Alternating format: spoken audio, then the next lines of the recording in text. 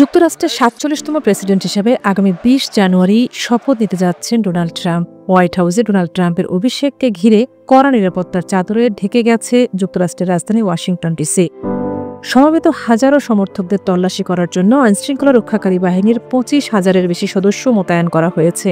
স্থাপন করা হয়েছে প্রয়োজনীয় সংখ্যক তল্লাশি চৌকি এবং প্রায় ৪৮ কিলোমিটার দীর্ঘ অস্থায়ী বেড়া।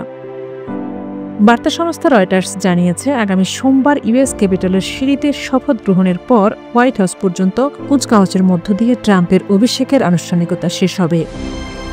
তার প্রশাসনের মনোনীত ব্যক্তি ও সুপ্রিম কোর্টের বিচারকদের সঙ্গে শপথ গ্রহণ করবেন ট্রাম্প।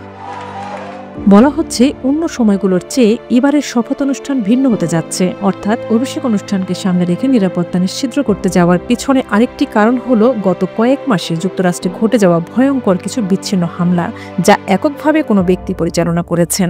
ট্রাম্পকে এরই মধ্যে ২ বার হত্যার চেষ্টাও করা হয়েছে। প্রথমবার হামলাকারীর গুলি তার কানের পাশ দিয়ে চলে যায়। এছাড়া বছরের শুরুতেই ২টি ভয়াবহ হামলা হয়েছে যুক্তরাষ্ট্রে।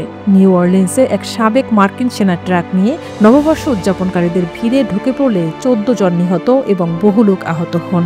একই দিনে কর্মরত আরেক সেনা লাস ভেগাসে ট্রাম্প ব্র্যান্ডের একটি হোটেলের সামনে টেসলা সাইবার ট্রাক বিস্ফোরণ ঘটান, এতে তার মৃত্যু হয়। নিরাপত্তার দায়িত্বে থাকা ইউএস সিক্রেট সার্ভিসের স্পেশাল এজেন্ট ম্যাট ম্যাককুল এক সংবাদ সম্মেলনে বলেছেন, আমরা খুব নিরাপত্তা ঝুঁকিতে আছি। তারা বলছেন, অভিষেক অনুষ্ঠানে নির্দিষ্ট ও সুপরিকল্পিত হামলা সম্পর্কে এখনো কোনো তথ্য পাওয়া যায়নি, তবে একক হামলাকারী নিয়ে উদ্বিগ্ন তারা। ক্যাপিটল পুলিশের প্রধান থমাস ম্যাঙ্গার নিরাপত্তা সংক্রান্ত ব্রিফিংয়ে বলেন, আগামী সপ্তাহ জুড়েই উচ্চ সতর্কতামূলক ব্যবস্থা জারি থাকবে। গত বছরের ৬ নভেম্বর বিপুল ভোটে যুক্তরাষ্ট্রের ৪৭তম প্রেসিডেন্ট নির্বাচিত হন ডোনাল্ড ট্রাম্প।